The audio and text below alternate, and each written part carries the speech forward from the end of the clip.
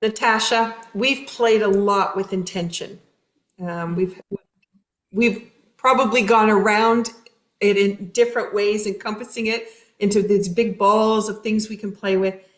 Do you want to share with the people that are listening, what is the power of intention and why is it so important? Power of intention is like goal setting, because you're basically setting the theme for whatever you're doing. If that's a board meeting, we set an intention for the board meeting, and our board meetings at worst went like 6 hours. I remember 6 or 7 hours. And now we're down to 1 hour, maybe 1.5 if there's anything we have to discuss. But we are so succinct in what we're doing. So we set the intention, we balance for it, and we call it a goal too. So same thing. But with that intention set, we are all on the same platform. We are all resonating with each other. We are working for the same thing instead of before everybody had a different idea and different focus.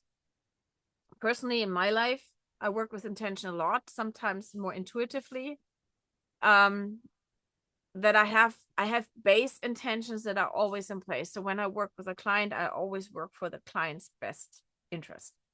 I work with the intention that I do my best, because there's not much more I can do. But if I focus on I do my best, I will do the best for the client at that time.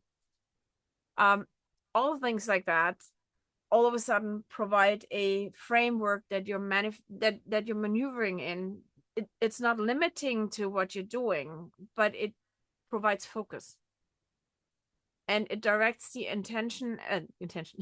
the energy in a way that you have flow. And I so appreciate that when we have intention surrounding what we're doing, all the stuff that could be a distractor falls away. All the things that are part of our day that kind of came with us and don't really need to be there, they no longer become relevant. And all of that falling away means it's very succinct what you're looking at, but also you then have the availability to recognize when new ideas come in, when intuition has space to be heard. And you have the opportunity to hear the other people in a project or, like you said, in a board meeting, hear what they're saying and thinking about it in relationship to the goal or the intention that's been set.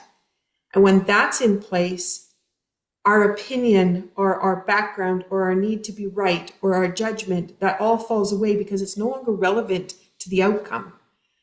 And it just speeds up how we're functioning. It's an amazing process. And at CanBeWell, we've been using this approach for the last 5 years. We have moved heaven and earth in some of the things that we've done. And it's not because we put in extreme amounts of extra effort. We have put in a lot of effort, but we've also got so much joy out of the different projects we've approached. But we're very intentional on where we want to go and how we want to get there. And I don't think when we did our name change 5 years ago that we were really thinking we'd be sitting here doing what we're doing now. And having the fun that we're having, and also the collaborative projects that we're working on. It's absolutely amazing. And the Legacy Leader Awards that we implemented last year has led us to take the intention and the idea of intention into a much bigger way, because we're really recognizing what is it we do that's so unique and different and successful, and then how can we bring that out for other people to find it and also have that same success.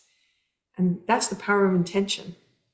What I find is when I'm really busy on a personal level, when I'm really busy, I don't set the intention to do something, or I don't do something intentionally, let's say it this way, then I tend to be distracted and everywhere. But if I set the intention to focus on that, I will be focused on that, and everything else will, like, there might be some paper coming up, but I just look at it, put it away. While when I don't set the intention, I go like, oh, this is interesting, so I get distracted. But when I'm intentional in my work, then I will stay focused until it's solved, or I get to a point where I need some different input. And that leads to something really interesting. because you can be distracted in a way, but the distraction is usually you don't have all the complete pieces of what you're working on. And those distractions actually are solving problems that are leading back to a better outcome for what you're actually working on. And so I've started to trust more that, yes, that shining object that just shined over there has an important aspect because I wasn't even thinking about it, but it showed up. Okay, so how does it play a role? And by the time I'm finished what I've intended to work on, it doesn't look like what I had thought I was going to have, but it has been evolving and it's got so much more to it. And I've learned something or I've grown from it.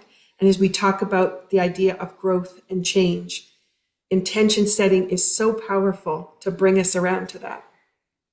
I'm just thinking our intention was not really on focus when we tried to record last time, but it provided us with a list of things that we wanted to cover, which would not have been covered because we didn't have an intentional list. So just